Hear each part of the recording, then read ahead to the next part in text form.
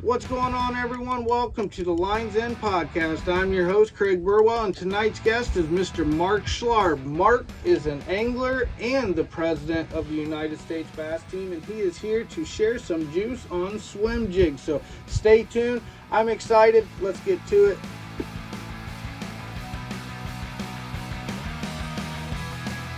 So this is awesome. I'm excited to get into this show. So thanks for joining us.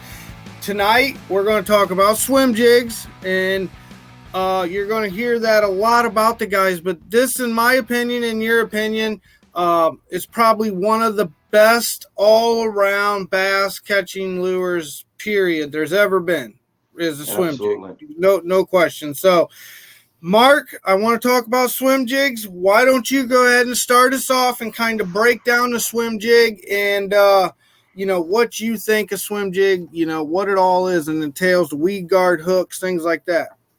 Yeah, well, I throw a variety of different swim jigs. Mm-hmm. Whether it depends on, what kind of, water clarity plus what do I have? Like, say, down at Lewis Smith, there wasn't a lot of, there's not a lot of grass per se. So it was more rock, and you're after the spotted bass. So down there, I've just, and around, like rocky points, even out on Lake Erie, I'll take it's just like a little bitsy bug, actually. And I buy them 3/8, half ounce, or 3/8 and quarters. And I actually, like on this one here, I take the skirt completely off of it. Okay. And then I'll take like just a Kitech. And, I'll thread the Kitech on. And the most important thing is because these things don't have a lot of, a keeper on it. Yeah. So I use Loctite.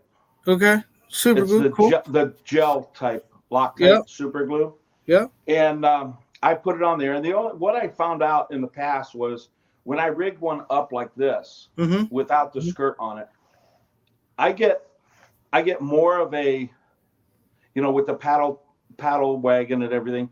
But this swim jig then will rock and really mimics more of a bait fish than, the other jigs that I throw with, like a skirt. Like this one here, I love these. This has got, a live skirt. Yeah. So live action rubber, and it's got a little bit of red tinsel in it. Now this is a Lethal Weapon. Yes. Swim one jig. of my favorites. Yeah, and I love this when I've got heavy grass, but it's not. It's something that I can pull through the grass, or I can. And the weed guard's heavy enough where it doesn't get hung up in the grass, but it's also heavy, or it's light enough where I don't miss the strikes on it. But this one here is really good for coming through like hydrilla and stuff that's, it's sparse, so I can tick that grass. Okay. Are you putting, what kind of trailer are you putting on that Lethal Weapon? I put Kitechs on the back of it. Yep. I found that I love these Gary Yamamoto. Oh yeah. They're called Zakos. Yeah. Yeah. And they have a I don't know if you can see it. Oh yeah, we see that, baby. They're ribbed at the end, so it gives a lot of action. And the tail has a little, I guess, a little flat part on it. So when it comes through the water, it really gives some great action. And with that paired up with the skirt, and I'll trim the skirt down a little bit, but that paired up with that skirt is just killer coming through the weeds. It's got a little, this bait here, I don't think it's really that big, that much bigger of a profile, but it is, a little bit, a little bit more meat on it. But when I get into the real heavy cover, to where I've got holes in the grass, I use a a jig that's called all-terrain. Okay, and what it is it's got, I don't know if you can see it, but it has a flat bottom. Yeah. And the way the hook is tied, that when you come to the hole in the grass, you can allow it to drop down in, but then when you come to the grass, it gets right up on top and it'll walk right over top of the grass without getting hung up. And that's pretty sneaky right there. So, so now something I did notice is that traditionally a lot of guys will throw, like your crawl trailers, like a Kraken crawl, or something like that. Do you do the double tails, or are you pretty much just a shad imitator all the time?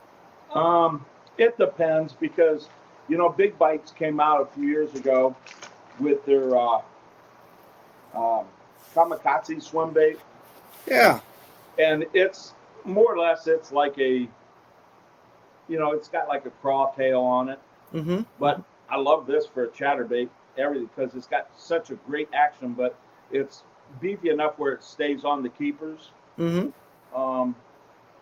I also throw, I don't know whether I got it here or not, but oh yeah, here it is. I also throw scroungers. Okay. Okay. Which is, and with a scrounger, I wanted to go down. Yeah. And just the blade itself making the vibration attracts the fish. Mm-hmm. And I'll just throw something simple on it, like just like a fluke, or like Z-Man has this little jerky shad. Mm-hmm. That the Z-Man products is a little difficult to get on there because the elasticity of that rubber is unbelievable. But yeah. I'll glue those on, so then when when this thing's wobbling, mm-hmm. a fluke, its tail does its thing and it catches a lot of bass. I mean really, swim jigs, swim baits. That's what I just love to throw. Okay, so now I noticed when you said lethal weapon, and I noticed that on a lethal weapon swim jig that the hook is much smaller in diameter. And now when I throw a lethal weapon, I look at it as I'm throwing it more on fluorocarbon and I'm fishing it on grass. It runs about 1/4 ounce, and that allows me to keep that bait up. Now, what's your thought on line and hook diameter, or do you pay attention to that? I mean, how do you throw your setups? Okay, so like say if I'm in heavy cover, like say the all-terrain, I'll throw that on a little heavier line, like around 16-pound gamma, mm-hmm. only because of the fact when the fish does blow up on it, I want to be able to pull it through out of the grass that it blows up on. Mm-hmm. But like say this lethal weapon, Terminator, mm-hmm. I think it's the Terminator 3. Yeah. I'll throw that on either 8-pound fluorocarbon, mm-hmm. because I wanted to go down, mm-hmm. and the way it's set up, when you bring it through, most of swim baits have the swim bait's more, the hook or the eyelet's more on the top, so when you're retrieving it, it's pulling up. Yeah. Where this lethal weapon here, yeah, it more or less pulls through the grass instead of trying to get up over top. And that's why I really like it. Plus the fact that it's got a little bit of tinsel in it. It's a little bit more flashy.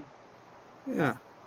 So you're pitching those same things around floating boat docks, lay downs, everything. You'll just go down the bank and just throw it.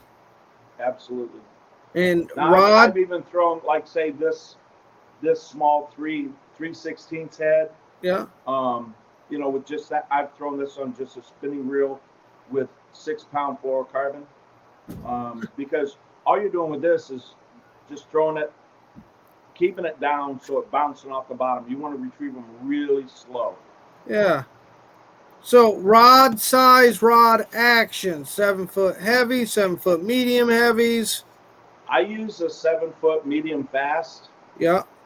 And sometimes, like say, when I get into, like the all-terrain where I got real heavy stuff. Then I'll go to a medium heavy, a fast medium heavy, like a 7.2 medium heavy. Okay, now on the reel, what is it? I like a fast reel. Okay. Only because of the fact that some of these fish, when they hit this thing, they'll knock slack in your line so fast. You gotta keep up with. Even with a sweeping hook set, it's not enough. So I run an 8-to-1 ratio. I like that fast. The fast. I can always slow down my retrieve, but when they hit it and knock slack in your line, I want to be able to catch up to the fish. Oh, that's nice. That's cool. So that makes sense to be able to reel in and retrieve. We got the rod. Now the line, I know you're a Gamma Pro. So what Gamma line do you recommend? Well, I recommend, like say on a swim jigs, I'll throw 10-pound edge. Yeah. 10-pound fluorocarbon edge. On my chatterbait, I'll go up to like a 16-pound. Just because I want to be able to rip it out of the weeds, and I don't like to lose my fish, so I want a good hook set.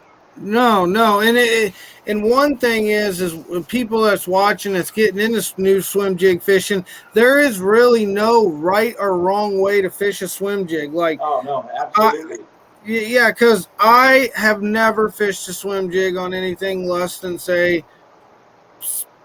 16 to 17 pound line, but when I hear it and I see the way you do it, and now I'm thinking already offshore Lake Erie, fish haven't seen it, 8-pound test, 10-pound test on a bait caster, running them out there, that is a total different look. So sometimes, that's why we do these, because I learn too, I do, and that's interesting. Now, to talk about a little bit about the USA Bass, you're the USA Bass team president. Yes. Man, where can the guys follow that at? Where can they support the team? I know you guys just tore it up at Lake Murray. You guys just won gold. Congratulations. That was awesome. Thank you. Yes. So now, the USA Bass team is a nonprofit. I mean, we are all nonprofit, even the USA Angling. So you can go to USA Angling. Like say if you're into kayak fishing or offshore fishing, there's other avenues other than USA Bass. And USA Angling covers it all. I am just the president of USA Bass. So if you go to usabass.org, that shows you who our team is, our accomplishments, who's the members of our teams. And we rely, we're a nonprofit organization. So we rely on sponsorship money, donations. You can go on usabass.org, and if you look, there's a link where you can purchase USA Bass hats. I believe there's some USA Bass jerseys. At one time, I believe they said that if you wanted Jacob Wheeler's jersey, I don't know if they still do it.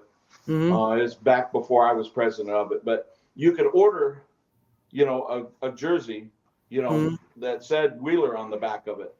I know that they have, Well, no, they have some.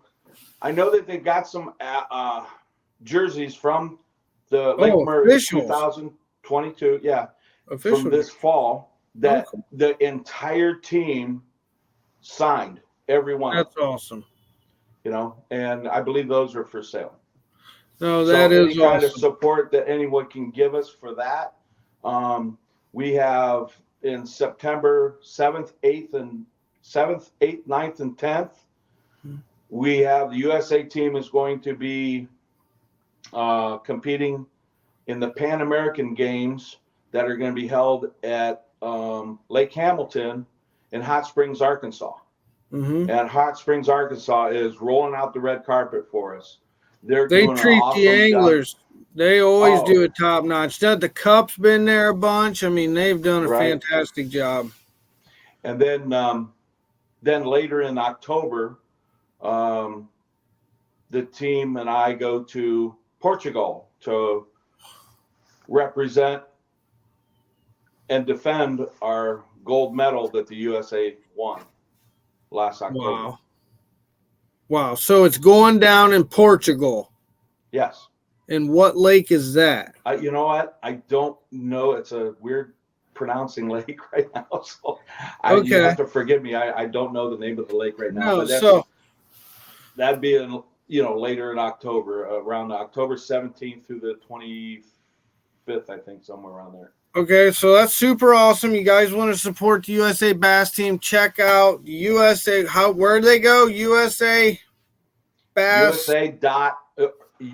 usangling.org or usabass.org. Okay, we'll put a link in the description 100%. So now, absolutely. There's a lot of stuff going on over here, so I got to ask, in the position you're in, I'm sure you get a lot of it, and with us going to Portugal, the guys already got the boats over there, right? We don't have boats, obviously, over there. But what we're trying to do, because if we go over there, we have to rely on what they give us to fish out of. Yes. So right now we're trying to put together with Jacob Wheeler and Scott Martin, David Fritz, we're trying to pre-sell 3 bass boats. I see. Over in Portugal. And we get those pre-sold, then we will ship 3 boats over there, and then we've got our own boats to use while we're over there. Because we're limited. Some of the guys that came a long way at Lake Murray, we did the best we can because we had 25 countries represented down at Lake Murray, and that's unprecedented. I mean, normally there's like between 14, 15, 16 countries. It just shows you how fast it's growing, man. Absolutely. And the thing is it's like, we got caught with our pants down. We didn't have enough guys. I mean, we had to take anybody and everybody we could to put these countries in boats. So some guys were limited with the electronics that they had or the size of horsepower, So when we go to Portugal to defend our gold, we want the best. So we're trying to get everything. No. Well, hopefully you guys can get them over there. I know it makes a difference. So that's what's going to lead into this next question. What is going on with forward facing? That's what I was going to ask. What happens if there ain't no forward facing? Are they allowed to use it in the USA games? Is this something that's been talked about or what? No, forward facing. They were allowed to use it in Lake Murray. They're going to be able to use it in Portugal. The people, overseas, you wouldn't believe Portugal, Italy, Germany, Spain, South Africa. They all have forward-facing sonar. Okay. They have it over there, and they're using it because it's a reservoir lake, and we're going to need it. So now with you dealing with all these different countries, what is the vibe that you get? I know what we get around here, and I know a couple Japan anglers from Japan. What's the vibe that you get? What do you mean as far as vibe? As far as, are most anglers for it? Are most guys not for it? No, they love it. They love the competition. Okay. They know that the people in the United States are the fishermen that represent the USA team. Mm-hmm. They know that they're all professionals. Best of the best. And that's it. And I mean, when you're sending somebody to go, I mean, this is the Olympics of bass fishing. It is being on the USA team. I mean, I've got a list. I got a list as long as my arm that guys won on the team. But you can only take 6 guys to go. We had 8 down at Lake Murray, and we had to rotate Jacob Wheeler and David Dudley on the final day. That's a hell of a bench. I'm telling you. I mean, I got the number one angler in the world, Jacob Wheeler, and one of the number one money makers of the world, David Dudley. And I'm sitting on the bench for 2 days, and I'm like, oh, the Canadian guys are like, that's like putting Wayne Gretzky on the bench Yeah. at a hockey game, Well, Roumbanis and Watson were on them big uns too. Oh yeah, no, and I'll tell you what, Fred Roumbanis, awesome guy. So is James Watson. Yeah, but they're just a couple. I mean, those guys.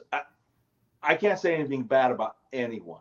Yep. I mean, they all bleed red, white, and blue. That's awesome. They to represent the United States. I mean, it was bringing tears to Fred's eyes. That it's amazing, man. Just awesome. Because these guys aren't. You got to realize they're not making no money. They're not doing nothing. No. All they getting is a trophy and a medal around their neck. Mm-hmm.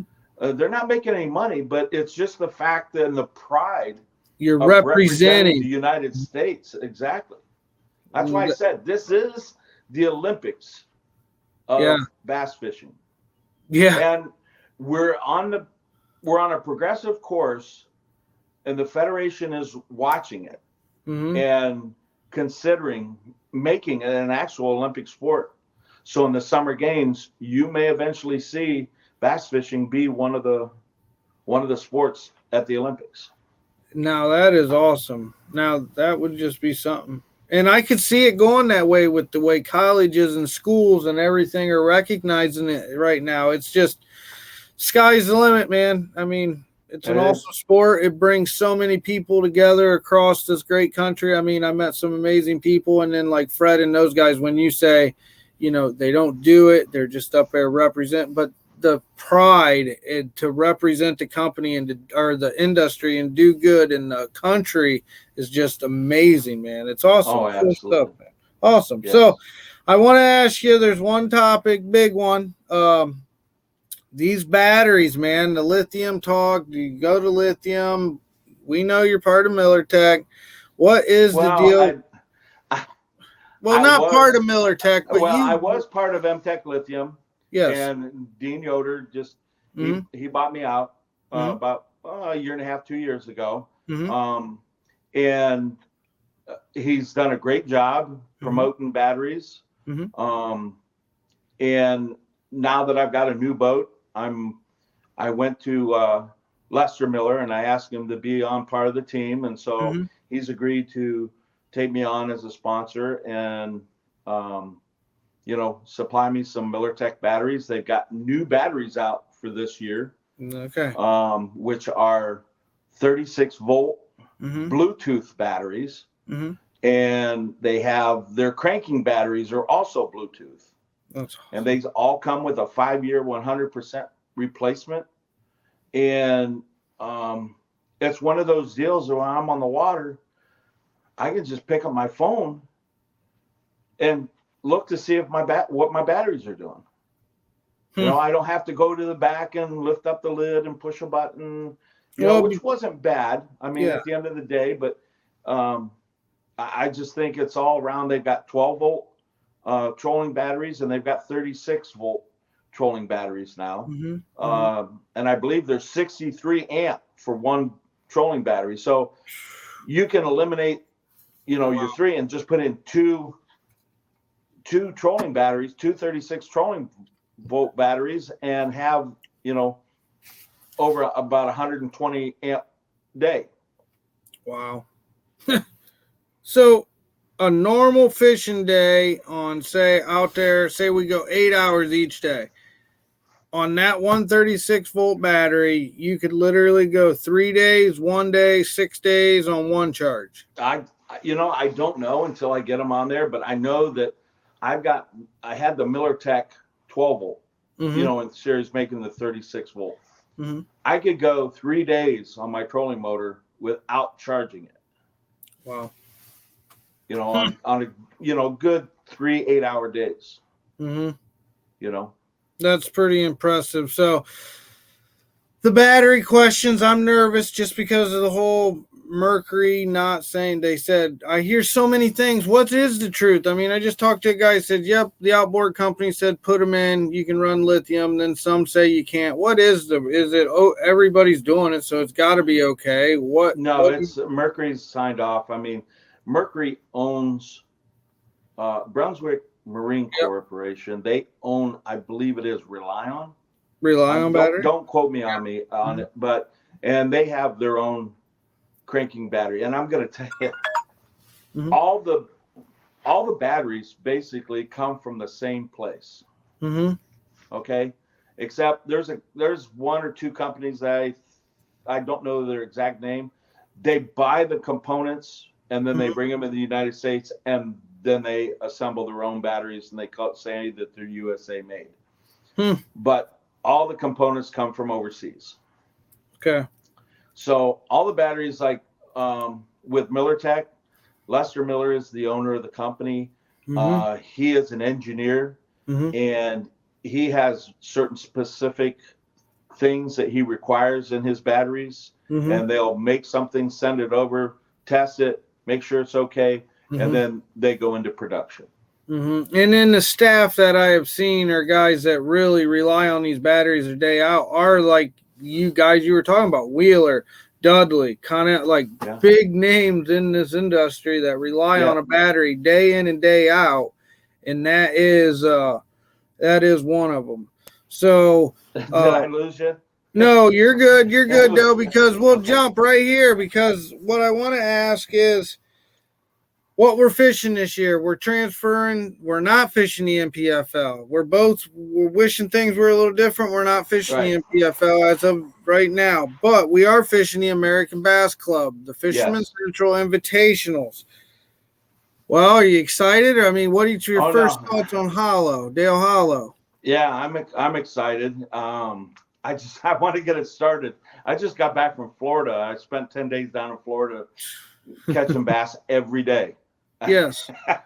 But you were sick, though. You needed to go you had some health issues, is why you didn't see much of Mark last year, but there was a lot of stuff. Last year I had ankle surgery, and it went the wrong way, so I didn't get to participate at the MPFL last year. Yeah. This year, I'd love to fish the MPFL this year, but my USA Bass schedule and the MPFL schedule conflicts, and so I'd be missing 2 of the MPFL tournaments. And where the ABC tournaments, the American Bass Club, I like their schedule. It doesn't conflict with anything that I have on the books.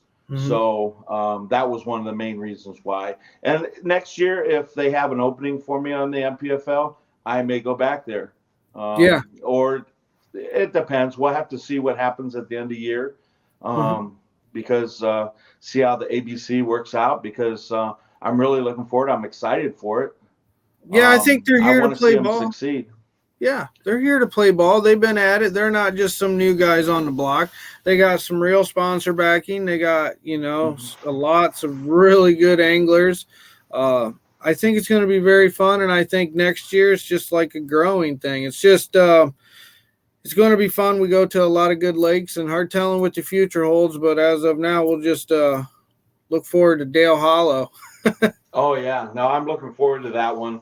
That's going to be, I'm going to say, jerkbaits. Okay, preconceived notions. You got to give me the preconceived notions. I got your buddy keeps calling me. Yeah, he called me too. Preconceived notions. That's Dale calling in. Well, he called me twice. He says, I know what they're doing. I know what they're doing. He's like, I'm going to get a plug here. Watch this. Yeah. Preconceived notions. Give it to me. Wait. I don't know if you do this, but I really want to know, and we're going to start asking some of the ABC anglers. I like to play those preconceived notions. Do you think it's going to take under 18 pounds or over 18 pounds at Dale Hollow? A day? Yep. I'm going to say it's probably going to be over 18 pounds. That's the time of year that I would probably say it could be really over. Right.